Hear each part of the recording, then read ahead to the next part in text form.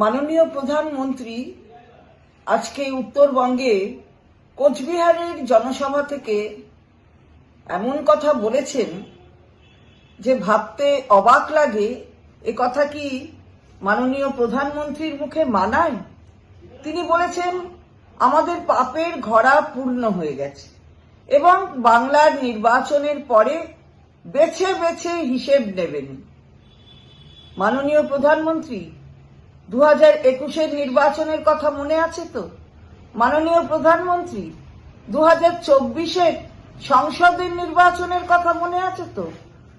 21-এ বলেছিলেন 200 পার করবেন, 77-এ ঠেকে গেছিল। 24-এ মানুষ বুঝিয়ে দিল আপনাদের প্রতি আস্থা নেই, সংখ্যা কমে গেল, 18 থেকে 12 হয়ে গেল সাংসদের সংখ্যা। তাই